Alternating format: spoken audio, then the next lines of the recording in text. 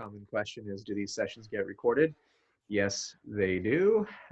Looks like I am recording now. Yeah, we record these sessions. Again, you get way more from it live because you can ask questions and all of the like. But for folks that want a recording afterwards, we also have professional note takers that will go through the conversation and compile notes that people can reference later on, because there's a lot of things that get covered here, and we want to make sure that people can reference things later on. So again, welcome to anyone who's first time joining us on School 16. We're really excited to have you. I'm Sergey Rebzin. I have my partner Vadim Rebzin here as well. I'm actually going to stop sharing my screen for a second so you can see me. But yeah, so I'm here in Dunder Mifflin for anyone that likes The Office that just dialed in, just because I'm sick of being on my couch.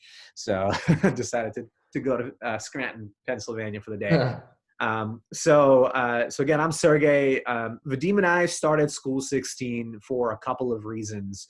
But the main one is that we believe that technology careers are going to be the first to bounce back. We personally know several executives at technology companies that are currently hiring. So even though, yes, every industry is being impacted by what's going on right now in the world, no one is immune.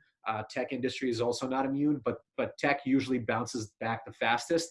And usually there's a lot of job creation that happens in the industry. That's why we're passionate about it, and we're passionate about helping people learn how to get into jobs in tech, whether they have no experience at all in technology or whether they do and they just want to level up and get more and bigger opportunities in technology. Vadim and I ourselves started off in finance and were able to get into startups and transition careers multiple times in the last 10 years or so, going from sales to product to education. And now I'm working in venture capital at NYU. Vadim's a professor.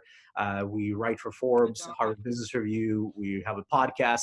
So tech has opened up a ton of opportunities for us. And we're excited to bring our network to you with people like Artia that can share their experience from companies and exactly what the purview is of what's going on. How do you make yourself hireable? What roles are there out there? And we do it through different types of roles. Sales, marketing, operations, and product tend to be the roles, more business types of roles that people that come to these calls are most interested in. And that's why we bring you speakers every week for those types of roles. I want to remind folks really quickly before we jump into our session with Artia is that we just opened applications for our program for people that want to go deeper into some of these things that we talk about. The program is a 2-month program. You can go to school16.co/program to learn more about it and to sign up. The application takes about 2 or 3 minutes at most. And we started interviewing people this week. There's a limited amount of spots that we're going to have. It's going to kick off in June. We're starting to interview people now, and we're going to be starting to accept people in the next couple of weeks. With a deadline in May. So if you're interested in that, it's going to be more of an opportunity to have, more than just once a week, but actually engage with instructors in smaller class settings where you can have a personalized career plan by the end and dive deeper into sales, marketing, product, and operations with instructors. There's going to be coaching opportunities available. So it's just a more hands-on program for people that want more than just these free weekly sessions. But if you're getting a lot from these free sessions and you want to continue coming to them, that's great. You can do so. And we're always going to be offering this for free for you and any of your friends that may want to join. Did I miss anything, Vadim? Anything you want to add before we take it away with Artia? No, that's fantastic. We're just going to jump right into it. So, Artia, we start these sessions pretty similarly for a reason, because everybody has a very unique story for how they navigated their career. And again, while we think that there's no one formula at all, you can learn from how resourceful other people have been in the past. And also, I think, get awareness around what you can actually do. We can get a lot more creative with how we navigate our careers. It's not just about changing your resume and applying to a bunch of jobs. As a matter of fact, the best jobs are not found in that way. So I don't want to talk too much. I want you to actually tell us your story. And I know that kind of earlier on in your career, you started in consulting. But if you can talk to us a little bit kind of for the first part of this session and tell us about how you navigated your career early on, and what your jump off point was that eventually led you to operations, because obviously right now you're a chief operating officer at DFINITY. Yeah, happy to. And again, thanks for having me here, guys, and thanks everybody for joining. I know it's quite late for some of you, but like I said a few minutes ago, would love for this to be more of just more of a dynamic conversation. So I know we're gonna have questions at the end of this. So anybody that wants to keep their video on, just so that we can put a face to the name, feel free to. But I will do my best to answer any and all questions you guys have as we go along. But just to give you a little bit of background on myself, my tech career started when I was actually quite young. And my gateway into tech was learning how to build my first website. And this was probably when I was 11 or 12 years old. I remember I took a trip to Canada to visit some relatives with my parents, and there was nobody my age around. I was really bored. So went with my dad to the supermarket one day. I remember it was a Safeway in Vancouver, and there was a bargain bin of books. And at the top of that bargain bin of books was a book called The Complete Idiot's Guide to HTML. And it was maybe $5 or $6 Canadian. And asked my dad if we could take that home with us. And that night, after reading the first, I think, chapter and a half, I started writing some code into a text document, pushed it online, and was just blown away at how easy and simple it was to put some information online for anybody in the world to see. And from that point, I was hooked. So over the next sort of 3 or 4 years, built websites that were more informational in nature, just around my hobbies, whether it was computer games or BMX bikes or those sorts of things. And then when I was a senior in high school, I built my first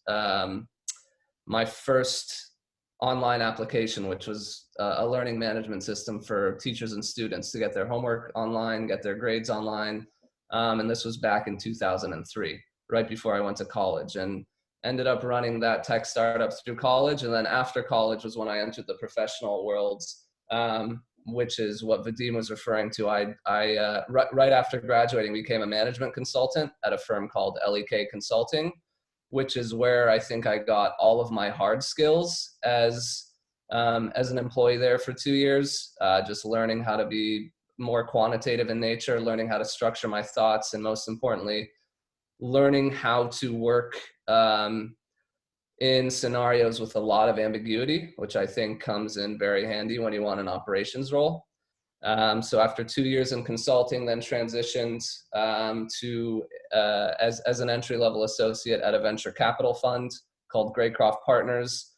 Did that for about 1.5 years, where I helped due diligence on really early stage companies that either hadn't launched a product or had just launched a product online, that had the ability to scale quickly and earn customers very quickly.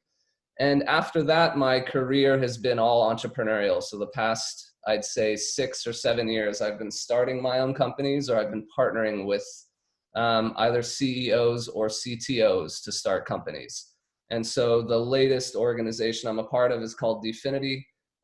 It is a highly technical company. We're looking to build what's called a decentralized cloud computer, which basically allows anybody that has access to a data center to support software services and applications online, similar to Amazon Web Services, similar to Google Cloud, but not using any proprietary infrastructure. So I've been working on that for the past 3 years, and over the past 3 years have been responsible for raising about $160 million at that company, and now at about 100 employees there. So it's been fun sort of watching that organization go from the single digits to now 100 people across 3 offices. So just to summarize, learned how to code when I was young, but it's actually quite simple to do at a very basic level. That got me into creating my own basic software apps online. Then went into management consulting, did a little bit of investing, and have since sort of just floated on my own until I stumbled upon an idea that people wanted. That's very cool. Thank you for sharing that insight. I'm curious about something. You mentioned that you learned a lot of your hard skills on the job as a consultant at LEK. can you talk about what those skills were specifically and how that kind of made you the de facto operator or person that is responsible for all things operations within the company? Yeah, happy to. I think consulting is a good way to really quickly learn hard skills that set you up for success in almost any environment.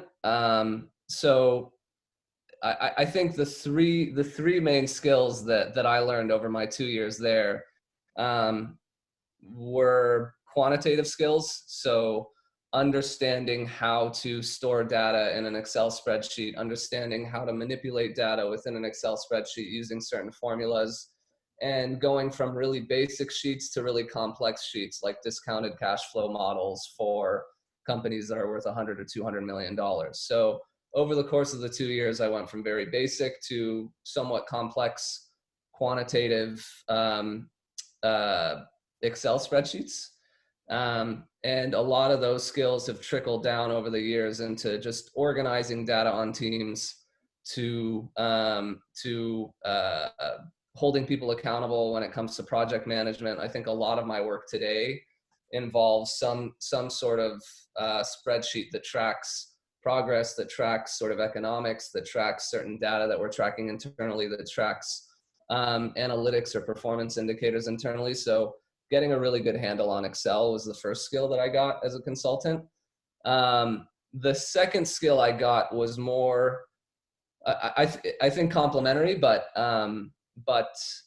more organizational in nature. So just figuring out different frameworks for organizing my thoughts was really helpful. So as a consultant, you learn, depending on what firm you're at, certain frameworks for thinking through high-level problems. So one case that I was on as a consultant was a really large, say, private equity firm was looking to buy a company for a few $100 million. And they came to us with a simple question like, is this company worth buying for $300 million? You have 3 weeks, like, let us know how to figure this problem out. And it was up to us to figure out what frameworks made the most sense to come up with as accurate an answer as possible, because you could never give them a firm answer, yes or no. It's all probabilities, it's all expected values before you can come up with any real conclusion to give to your client. So that leads me to my third point, which I think is the most important thing for any operator or any consultant, is working well under ambiguity. As a consultant, you're always given these high-level problems that are really hard to break down for a normal or a lay person. But when you're on a team of people that have been trained to think through certain mental frameworks, that have been trained to put sort of their quantitative skills at work in Excel spreadsheets, that learn how to find data in really obscure places online. You combine all of those skills in one, and at the end of a 3-week project, you're able to put together a 20, 30-page deck that basically walks your client through your thinking step by step, so that they either agree with you or they don't.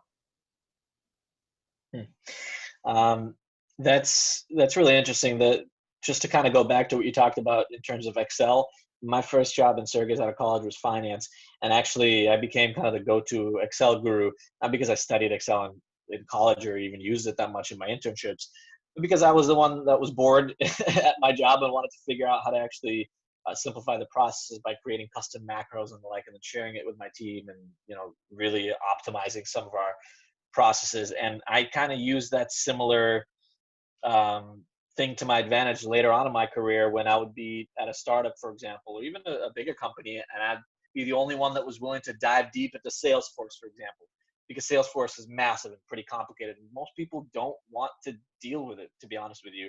But then I could leverage those skills in the next job, and I could say, hey, it looks like you guys have some opportunity for improvement in some of the processes. And obviously, as an operator, that's exactly what they're looking for. They're looking for you to provide direction and how they could optimize some of the processes. So even something as simple, it sounds simple, but I think that's pretty critical. Agreed. Sergey, I think you had a question? Yeah, Artia, I'm curious. You know, you went from consulting to venture capital, and venture capital, like notoriously, there's just very few of those positions. Um, but I'm wondering if you can speak to how you leveraged that previous experience to make yourself attractive to such a sought after position like VC. And then maybe you can, this is kind of a two-part question. Maybe then you can talk about like now when you're hiring, how you filter through people's resumes or applications and what you kind of look for. Because operations is one of those things that can mean a lot of different things in different companies. And I'm sure people are curious about like, well, how do I even make myself marketable? Yeah. Good question. So the first question around venture capital, I think the reason, well, it was a very opportunistic role. So unlike a lot of the professional roles in finance or banking or consulting that sort of follow, they have certain timelines, which is they hire leading up to graduation. They bring in a class of 10 or 12 people every year. VC is very opportunistic in nature. They tend to be smaller funds, and they hire whenever there's an opening or whenever, say, a partner is ready to retire and wants to leave and they have to fill that gap. So getting a job in VC required a little bit of luck, and there was a fund a couple miles away from where I was working that had an opening, and I think the things they liked in my background were the consulting experience, but more importantly, the product experience and sort of understanding how to code myself and understanding how to build a product that people actually wanted to use. So I think it was a rarity to come across that background of somebody that had the quantitative skills, had the organizational skills, but I think for VC, most importantly, had the product skills to understand what a good tech product looks like versus a mediocre tech product looks like. And I'd be happy to dive into that in a little more detail, but I'm sure if you haven't done your product session yet on School16, that'd be a really eye-opening one for people, because I think product is one of the most exciting fields in tech. Um, and and to your second question, which is what do I look for when interviewing? And it's there isn't much of a framework for me. What I look for is people that that clearly have some hustle. Operations is one of those areas where there isn't a background that's a perfect fit. I think anybody that shows they have hustle, that shows they have those three skills that I talked about, sort of quantitative skills, organizational skills, and the ability to work well under ambiguity, are all prerequisites. But what I look for in people is folks that show that they have hustle and show that they want to stand out from others in sort of their peer set. So some examples of that, I've had people reach out to me and say, hey, I'm new to LA, or I'm new to the Bay Area. I just read this article about what you're building, and actually really excited about it because of these one or two things in my background. Can I just is there anything I can do to work for you for free? Can I intern? Can I just shadow you? Can I get some, I just want to get experience. And in every one of those cases, I've either brought them on board, or I've referred them to somebody who appreciates the hustle and is willing to bring them on, is willing to pay them, because most people aren't unwilling to have people work for them for free, just because that sets people apart from other folks. And I remember there was a girl, Amber, that I know did that, that I forwarded to a friend of mine who was building a company called BetterWorks in LA maybe 8 years ago. He was a great investor, a great entrepreneur. She's like, hey, I really want to just get exposure to what you're doing, because my background is in insurance sales and I have no idea what tech is about. So the CEO is like, why don't you come in, be my chief of staff? It's going to be,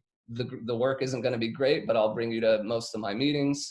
So she ended up trading up from that company, BetterWorks, to working at Hulu as an ad sales manager, and then joining Snapchat 5 years ago, and is probably worth a few $1 million at least today, just because she was there early before the IPO. So I've always told people that if you can afford to do so, it would be great to reach out to an entrepreneur or a founder of a product that you really like or that you love, and just say, hey, I would love to get some experience. I'd love to shadow you. Is there anything I could do for you in the meantime? Or can I just come in for 2 weeks? You don't have to pay me. You don't have to do anything, just so I can get the experience, because there's nothing like getting experience at the ground level.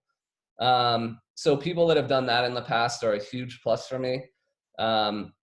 Other things, other qualities that I look for, that I ask questions around for Signal, are people that care about the culture of where they're working, because as an operator, you're usually responsible for bringing teams together, holding teams accountable, and having that sort of having the cultural wherewithal to be a good team player and be a good example for the people around you is always an added benefit. And as a founder, I'm always thinking about, are people happy here? Are we going to have high retention, or are people going to leave? Because once you start training people within a company, you don't want to lose them if they're good. And the final thing I look for is somebody that's proven that they're more proactive than reactive. I don't want to work with someone that's just going to take direction from me. I want to work for somebody that is willing to come to me and say, hey, I did these 5 things, but I saw these 3 things were probably going to come up over the next 3 months, and I've already done those as well. So when I ask questions in my interviews, it's to get signal around those 3 areas as an operator. And so there is no one background that fits that. If you have been a consultant, great. I know you have some of the quantitative skills. I know you have some of the organizational skills. But if you have a military background, I'm even more interested, because I know nothing's going to slip through the cracks with you. I know you're super organized. I know you're sort of client oriented. So I'd be happy to hire from any background as it relates to ops. Yeah, I think that's part of the reason why ops is a really cool sort of line of work to consider, is because operations can mean a lot of different things. And there's a lot of different titles that could fit that. And a lot of those titles don't have the word operations in them as well. But I like what you mentioned there at the end about being proactive. If you are proactive, you're solving a big headache for people that are hiring you. They don't have to think about what to assign to you. You already know what to do yourself. And I think that's part of the sort of, I mean, you're an entrepreneur, is probably why you value that, because that's what entrepreneurs do. They take initiative, but employees need to be entrepreneurial as well to be valued. I have a bunch of questions in my mind. And by the way, just a quick reminder to people, feel free to start dropping your questions into the chat. We'll start addressing them in the next 5 to 10 minutes. And I already see a few coming in. But can you talk about what some of those operational roles and titles are, specifically, let's say at DFINITY, that you typically recruit for? Yeah, definitely. And I will echo what you said, that ops at every company is a little different. And the reason that's the case is because at the leadership level, there's always the CEO or founder, and they're the ones that make all the decisions. And the COO has to be a good complement to the CEO. So if you're working at a company that has a CEO that is more sort of sales and product oriented, then the COO is responsible for for the most part, filling in the gaps and filling the weaknesses of the CEO. My role as COO at DFINITY is I can cover in sort of 2 different buckets. One is organizational support. So that's things like finance, legal, human resources, workplaces, and IT. So things that will make sure the org continues to run, that people continue to get paid, that we don't get sued, that people have a place to work every day, that people have a laptop that works, that's virus free. All of those things that enable people to do their work and support the org falls under my function. So again, that's anything in finance, anything in legal, anything in HR, anything in workplaces, or anything in IT. And then there's a second bucket, which is business operations, which is what I would put sales and marketing under. So that's more external facing, and that's those are the operations that have a return on investment tied to them. So all of the things that you do within those 2 functions you can think about in terms of whether it's going to add value to the org externally, not internally. So the ops, the strict ops roles that we hire for the most part, are project managers that are responsible for keeping teams within any of those verticals on track. So there's a project manager in the marketing. We have two project managers in our marketing org focused on reaching out to the two different customers that we target. And they each work with 4 or 5 people to make sure that every week they're checking in, they're hitting their deadlines. And in both cases, those project managers use a lot of spreadsheets and are able to organize and keep people accountable for the things that they need to accomplish every week.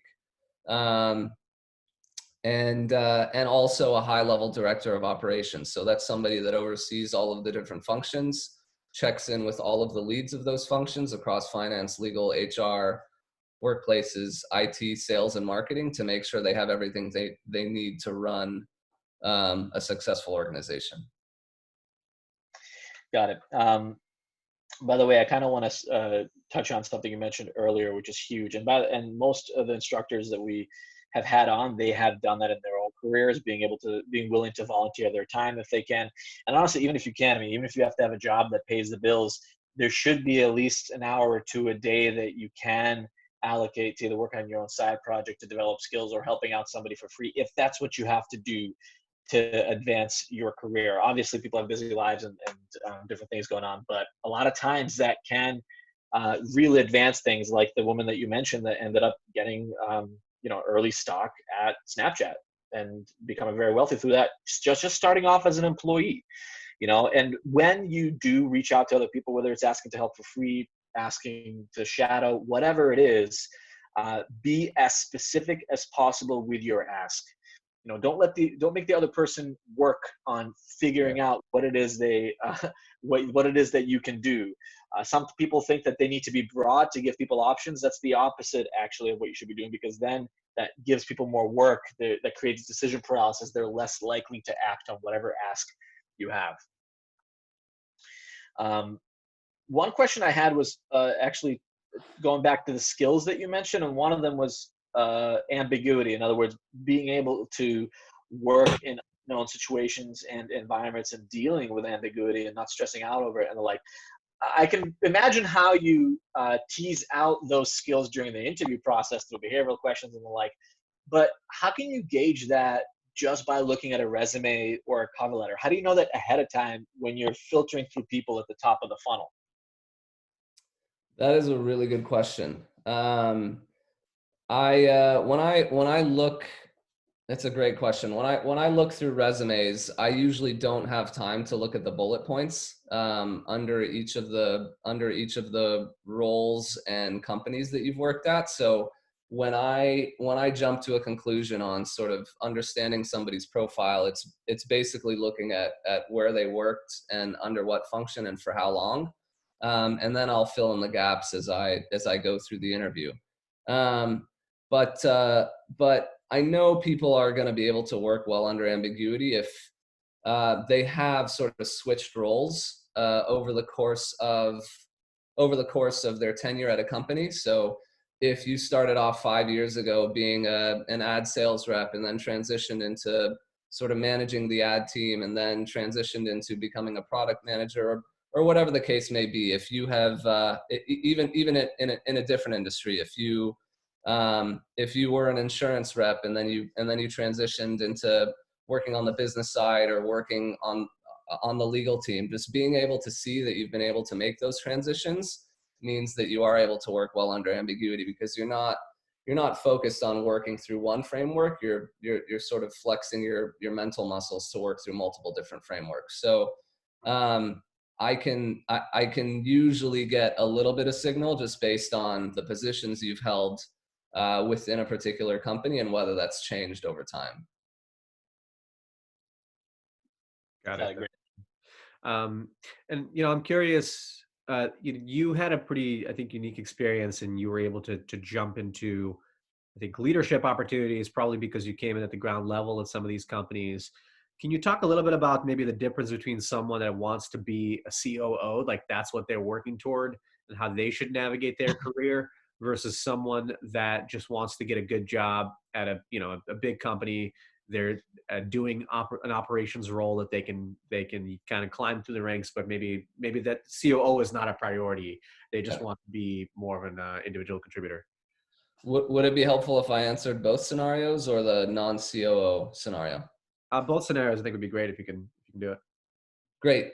The easiest path to COO is just being early, being number 2 or number 3, and showing that you have a preference for it. I think in order to be a good COO, it's important to have sort of the yin and yang established with the founder, because the best COOs are a complement to the founder. It doesn't make sense to have a CEO and a COO that have very similar skill sets. And more importantly, making sure you check your ego at the door, because you get no credit for any of the success of the organization because your focus is more internal. And also the CEO calls all the shots. So you can give suggestions, but the buck stops at the CEO. So those are the two sort of high level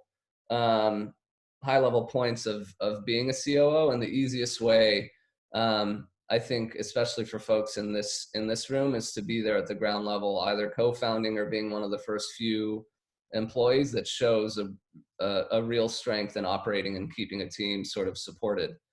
In order, I think getting an operating role at a company, being successful there is just showing that you can be organized. I think just having the skills that I mentioned earlier, the quantitative skills, the organizational skills, and being able to work under ambiguity,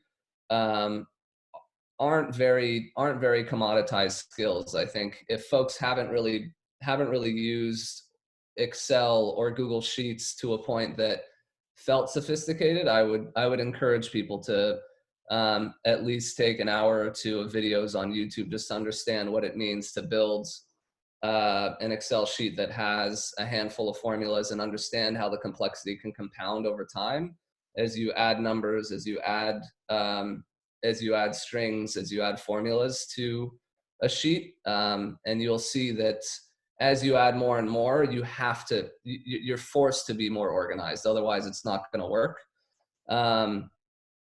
I also think some skills for getting in at the ground level as an operator is getting organizational skills. So using tools, using more cutting edge tools outside of the Google suite, like Notion, which is a new tool that I think a lot of operators like to use, that is an organizational tool that lets you sort of organize your thoughts in a written sheet.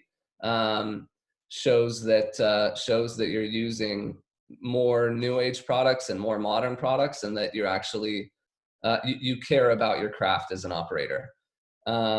So I think depending, I would imagine a lot of folks in this room come from very different backgrounds, but I think it's important to craft your story around your skills, both from a quantitative perspective and an organizational perspective. And a lot of your answers in the interviews should draw to those 2 skills and how they can benefit a particular organization. Got it. Makes a lot of sense. And so I want to, and I love that suggestion, by the way, of being the person that people can see as like adopting new tools to make yourself better, tools like Notion that Vadim just dropped in the chat, to make yourself better about being organized. Like if you know more about ways you can organize processes than the person interviewing you, you can teach them something during that interview. That's a great way to stand out. I want to ask a question that Mo asked a couple of minutes ago, and folks start writing questions in the chat, because if you don't write them, we're not going to know that you have them in your head there, and we're not going to ask them, unfortunately. So drop them in there so we can ask Artia these questions. But you talked about getting in at the ground level and being the person that, you know, founders and CEOs look at and be like, I know this person is going to be the one that's going to end up picking up all of the processes and making sure that our ship is sailing smoothly and doing the things that I don't have time to do because I'm selling and building product. Love that. But, you know, how do you find these people? How do you find these partners early on and vet them? Like, maybe you have some personal stories, but there's so many options there's so many companies being started. There's so many, there's people that are starting things that are charlatans that you shouldn't trust. And there's people that are starting products that are never going to get off the ground. Like, how do you filter for that and then actually test those relationships to make sure that you can work well with that person? Yeah. I think it's, a lot of people say it's the second most important decision you make in your life after finding who you're going to marry, if that's something you're interested in. But the reality is, whenever you start a company, you obviously want it to be successful, which means you're going to be running it for a couple of years, which means whoever you partner with, it needs to work really well for at least 3 to 5 years. And so, you always need to make sure that you have a chance to vet your business partner, to make sure that when you disagree, you're able to sort of qualify and get through those agreements. Make sure you're aligned on vision, and that usually takes months to suss out. But I think there are obvious benefits to being, say, in the Bay Area, to find a business partner, because there are the network effects that have arisen in the Bay Area. And so I think if you go to a coffee shop, every other person is sort of an up and coming entrepreneur, or has just found a partner, or is giving a pitch to an investor. But if you're somewhere else in the world outside of a tech hub like SF or New York, or say Berlin or London, I think it's important to start. I think Twitter is a great starting point, and some of these marketplaces for talent. So I find Twitter is important for staying on top of trends, building a brand for yourself in an area that you're passionate about, so that you can not only find people that have similar interests to you, but they can also find you. I think the most successful use case there was employee number 2 at Uber was somebody responding to a tweet that the CEO put out saying, "Hey, I need help on the business side. Does anybody know, is anybody down to help me for the next, I don't know how long?" And that's when Travis was connected with this guy, Ryan Graves, and he was basically employee number 2 or number 3 at Uber, and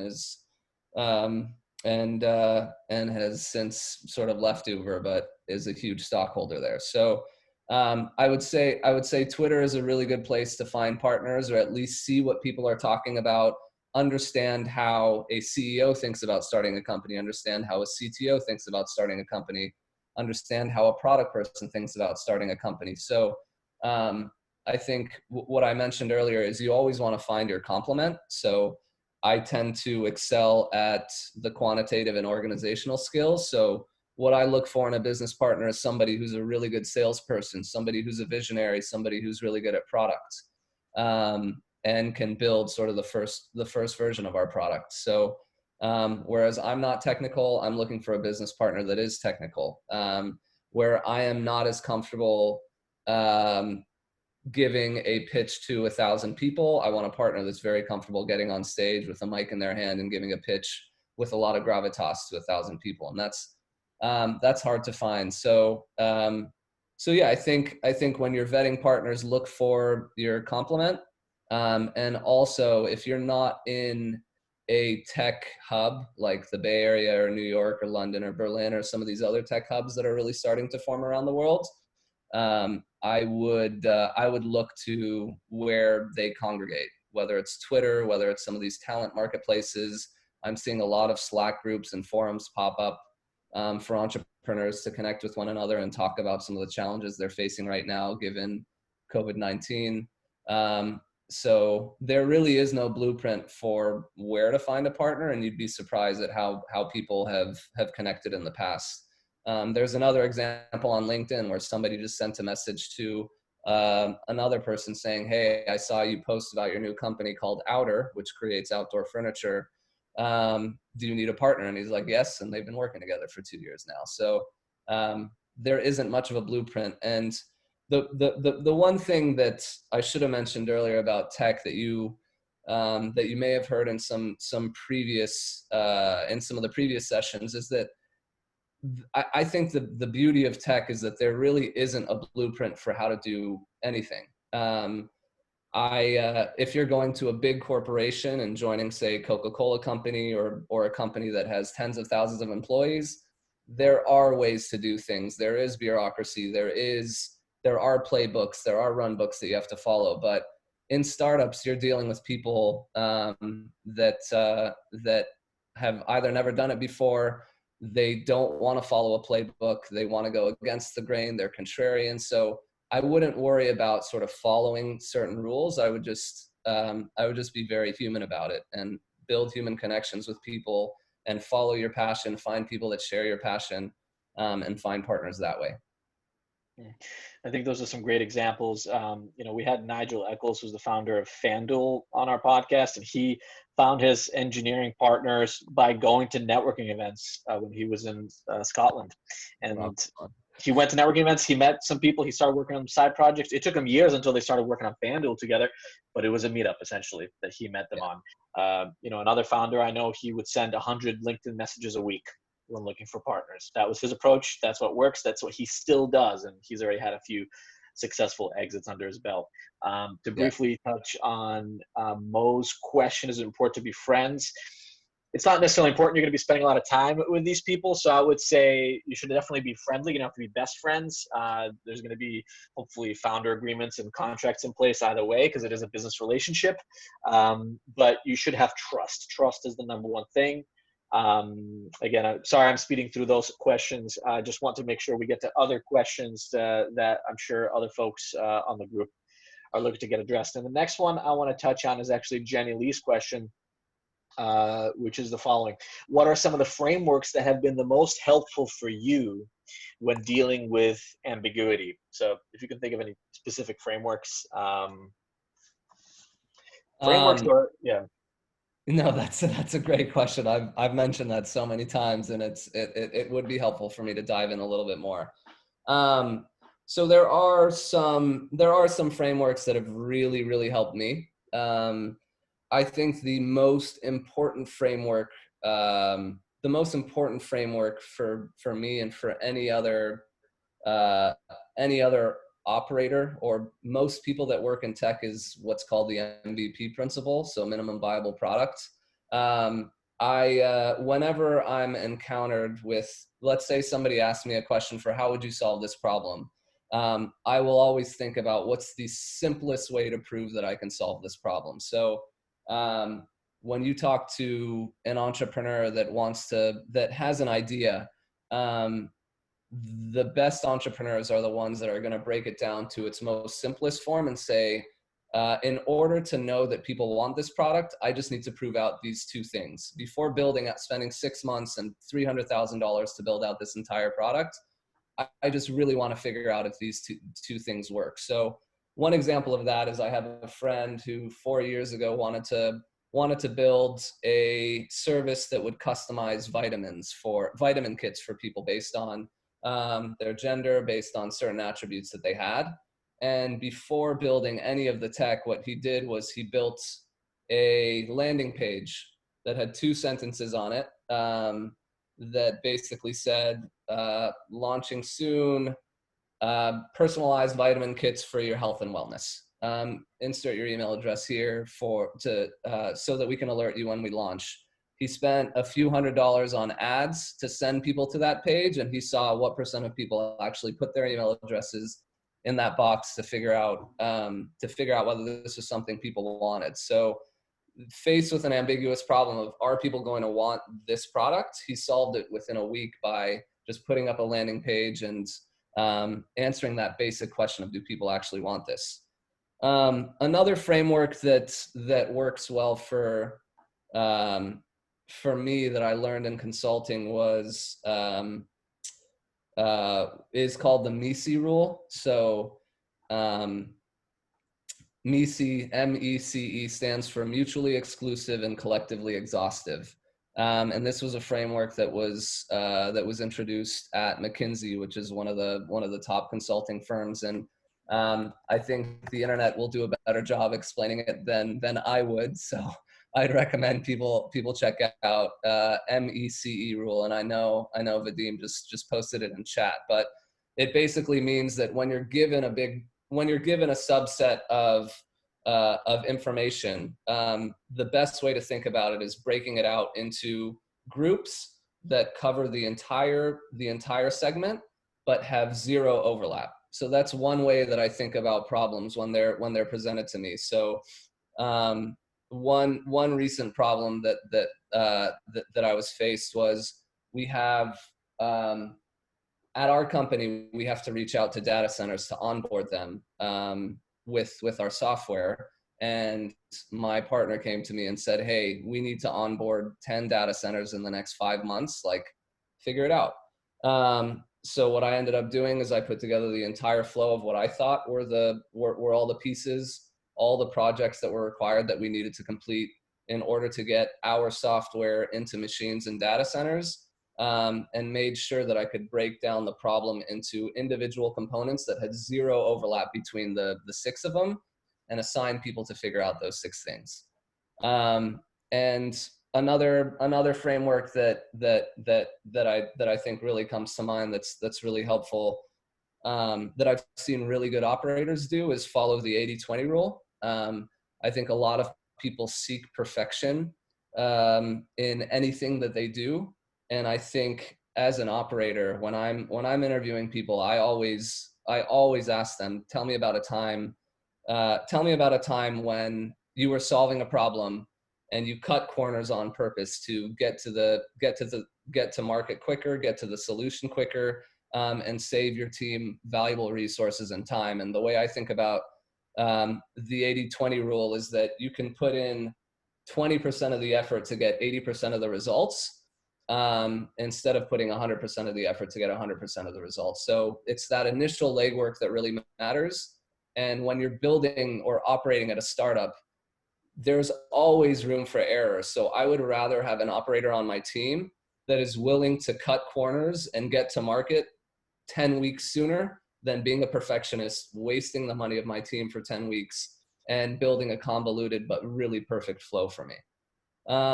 So those are sort of 3 examples of how I think about things. There's the MECE rule, there's the 80-20 rule, and then there's sort of the minimum viable product rule, which is, at a bare minimum, what do I need to do to accomplish this task? Got it. That's That's really great stuff. Yeah, I was just typing that into the chat so people can copy and paste it into their own notes if they're taking notes. Another great question that I saw come in from Halu kind of builds on the other point that you made, which is, for example, to learn Excel, you can Google it and start watching videos and really teach yourself. But I asked, what methods / resources would you recommend to someone who wants to self-learn quantitative and organizational skills? So how else could they teach some of these skills themselves or learn it themselves? Yeah, it's a good question. So if I were to just to simplify the answer, I would focus on 3 products that I would pull up on YouTube just to see how people use them. One is Google Sheets. So I would make sure that you're pretty familiar with how to use Google Sheets. And I'll come back to that one at the end, because I want to think about what particular skills you should be searching for or looking for in Google Sheets, because Google Sheets lets you do anything at a really broad level. The second one, and this is more personal preference, but it's one of my favorite tools, is Notion. I think they do a really good job of letting you organize your thoughts on screen, and they do an even better job of providing templates to show you what some best practices are, whether you're creating a project management flow, whether you're creating a budget, whether you're creating tickets for your team to keep track of. They've got hundreds of templates that you can look through, and I think you can learn a lot just by clicking into different Notion templates and seeing how some of their experts have organized certain pages that are meant for multiple people to work together on collaboratively. And the third tool is probably a tool called Trello, Trello, or Asana. They're both tools meant for teams to keep track of project management. So they're very simple tools at on the surface, which is basically, here are 100 to-dos that we need to do. These are the people they're assigned to. This is when they're due. But seeing how people use that tool, either Trello or Asana, will give you a glimpse into how people organize their teams and organize all of the things they need to accomplish over the course of a period of time. So I would look up videos of how people use Google Sheets to say create a simple valuation model. So if I'm searching YouTube, I would probably search Google Sheets valuation model and find a video that's somewhere around 10 minutes long to see somebody put together a really simple valuation model or market sizing model, just to understand how formulas work and how they organize their thoughts on a sheet. The second one is Notion. So I would play with Notion online. I'd create a free account and I would click through their templates just to see all the different organizational norms that an operator would use within an organization. And the third one is look up videos or play around with either Trello or Asana. They're pretty interchangeable, but those are two tools that a lot of operators use to keep track of everything that needs to get done and hold their teammates accountable. Those are great suggestions. Thank you. I dropped them into the chat. And, just to kind of echo another question that Ray had earlier about the utility of learning something like HTML, CSS, JavaScript these days when there's a lot of tools like Wix available to do that. When I was a sales engineer, I actually moved from sales to sales engineering. And when I was learning how to become more technical, the way that I learned is literally Google. I mean, you dive into problems that other people are not willing or just are not diving into, and you figure it out. So Stack Overflow, for example, is a community where engineers literally publish the answers to all the questions you might have for any systems and tools and frameworks and computer languages and the like that you might have, any issues that might come up. And you just learn it. You have a problem and you kind of reverse engineer how one would solve it, because there's usually somebody else out there that had the same exact problem. And I would say, yes, you might not be coding CSS and JavaScript from scratch in any of these roles, but you may have to edit an HTML email that goes out in an automated email that goes out in your email automation software. You may have to, figure out some custom formulas in Excel that you've never used before, and that will actually make you come off as more technical and more able to understand complicated systems. Sergey, I think you had another question? Yeah. So I love that, and I love the idea of looking at templates. Like you can, for Notion, and you can also Google different templates for Google Sheets or Excel, copy them into your own Excel, or sometimes even download them directly, and then see what happens when you change fields and manipulate them and adjust them.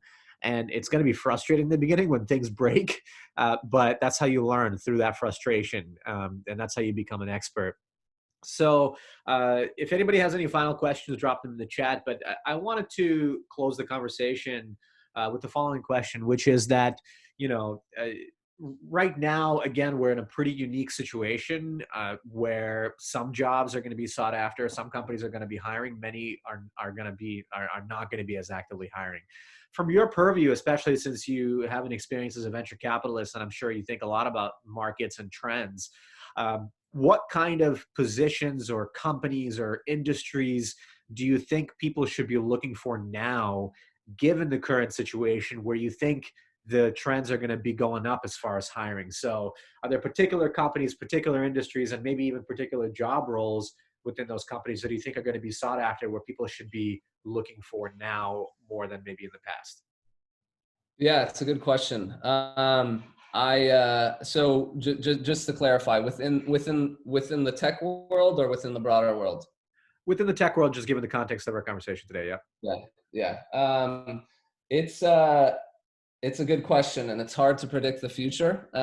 But I think I'm seeing the minority of tech companies get aggressive right now in hiring, because there is unfortunately a glut of talent to hire from. And there are some entrepreneurs that want to be contrarian and see opportunity in today's market when nobody else is getting very aggressive. So there still are going to be some startups that are hiring aggressively. And if you talk to my partner at DFINITY, he would bring up the example of Google, where Google during the .com bust was actually hiring all of the best engineers that were getting laid off at other companies, just to be really well positioned when tech was coming back into favor, and it ended up benefiting them greatly. In terms of roles that I think people are going to be hiring for more in the short term, what I'm seeing less hires around are around sort of marketing roles, around sort of creative and design roles, and if not crucial, some of the a smaller portion of sales roles. So anything that's external facing, I'm seeing less hires around, but I don't imagine that's going to last for more than another 4 to 5 months, and optimistically wouldn't last for another 2 to 3 months, because when you're dealing with a tech product that scales and doesn't have necessarily a supply chain that could be affected by COVID, I think those companies will be able to recover much quicker than, say, an e-commerce company or a company that's providing something in physical form or hardware form, because those are the supply chain is something that's going to take a slightly longer time to recover. So if I were targeting a company right now, I would target a company that is tech only. So whatever you're selling is a tech product that's accessed online only. I think software as a service, which is a category under tech, is one of the more resilient categories right now in technology. So companies that offer online software as a service, like Salesforce or Jira, or some of these big companies that, again, they only offer a tech solution. They don't sell any physical products. They don't do e-commerce. They don't worry about any of that. And some of the hardest hit, one of the hardest hit sectors online is the travel and tourism space. So I think that's going to take a while to recover. But as long as teams are growing, I think I would say ops hiring is neutral to down right now, but not as bad as some of the external facing business roles. And of course, engineering is always going to be in demand. That's just the nature of tech and people that want to build products and features. Yeah, no, you're absolutely right. And by the way, folks, I know we're running like a minute over time right now, but I see most people are still in the call. So I just want to ask one more thing, but also mention, echo what you said, and also mention that like there are industries that are actually benefiting from what's happening right now. Like a lot of companies that are in the future of work, remote education, they are seeing a spike in demand, which means they need more employees to help them handle it. If you're seeing companies running ads right now, for example, like on Facebook and LinkedIn, they're spending money. They're getting more customers. They're being opportunistic. They're probably hiring as well. So pay attention to that. There's a great question in the end here that Greg Norland asked, which is that, you mentioned you don't really read bullet points on resumes, but do you have any thoughts about what should be on a cover letter, or shouldn't be on a cover letter, and especially if you're moving to a new industry? But what stands out to you in a cover letter as a decision maker? So I don't know if I'm in the majority or minority here, but I also, I don't look at cover letters. I'd be curious to know if you guys heard anything from the recruiter in a previous session. So again, all of my signal is derived from title, tenure, and the organization that you were from. And I'd sort of go down the list to sort of just understand the high level timeline. And I will take back what I said. If that's sort of the first screen, and then the second screen is looking at the bullet points to make sure that that the skills that I need are mentioned there. But the very first screen is not looking at the cover letter, is looking at the resume and just looking at your title, your tenure, and where you worked, and just creating that mental timeline in my head. Yeah, that's very helpful. And I also want to remind people, like, when you're talking about customizing your resume and cover letter for the employer, it's easier than many people think. You look at the job ad and you use the same language or similar language in your content that you're sharing with them. And as far as cover letters go, especially for a lot of smaller companies, really the introductory email that you're sending is acting as that cover letter these days. That's how we got most of our opportunities in startups as well. Vadim, were you trying to add something there? I was going to say that too. And because, I think like traditional cover letters to whom it may concern, 3 paragraphs, whatever, that's a bit outdated. You're not sending a physical letter to anybody, but you probably will be interacting via email, and relevant language and sentences about why they should be paying attention to you, about what you have to bring to the table, I think can still be valuable. And by the way, when we talked earlier about emailing and asking if you could shadow, email and asking if you can ask for particular opportunities, that's effectively your cover letter now too. Again, it's the first time somebody gets exposed to you. I would hire, I would respond much better to somebody that emailed me a 3-line email that basically said, hey, I love what you're working on. Would love to shadow you. I've got some free time. It doesn't have to be full-time. It can be part-time. And here's a link to my LinkedIn without any attachments, than somebody who sent me a cover letter with a resume attached. And the other thing I'd recommend is if you have your eye on 5 or 10 companies that you're really interested in, send those emails to those 5 founders or directors of operation or whomever is running the department you want to work under. And every 2 to 3 weeks, just respond to that email and say, hey, I saw this in the news, thought it would be interesting, or hey, found this Notion template that I thought was really cool that you guys could use, or whatever. Just find an excuse to email them that shows that you're not copying and pasting, that shows that you really do care about working at that company and with that person. Great. I really appreciate that, Artia. So this was already super helpful. I know we even went over the hour. I have more questions that I'd love to ask you. I'm sure other folks do as well, but I really appreciate your time. Just a reminder for everyone, I'm sharing my screen here so you can see, if you want access to this recording or the notes, or even if you don't and you just want to help us out by filling out a 1-minute survey, it helps for us to know what you liked, what you didn't, so we can continue improving these. Just school16.co/survey. And again, we are starting to interview folks this week and next week for the 2-month program, part-time program that we're kicking off in June, and applications are open to that now, school16.co/program. If you are looking to transition in careers, this program I think is most helpful for people that are either trying to transition or get into tech, and you are not exactly sure yet what you want. Maybe you don't know where you fit in. You want to make sure you position yourself well, but also you get after a job at an industry and a company that really is a good fit for you. That's what it's going to help you with. And we're going to be making scholarships available for people as well, need-based scholarships. So don't let that detract you from applying. If you have a need, we're going to be accommodating that for people. So school16.co/program. Artia, thank you so much for your time. Thank you everyone for the thoughtful questions and for joining us once again. And we'll see you next Wednesday. So appreciate the time again. Yeah, thank you everybody. Appreciate it very much. Awesome. All right, thanks everyone. We are signing off and we'll see you next week. Bye-bye. Bye guys. Thanks again. Thank you.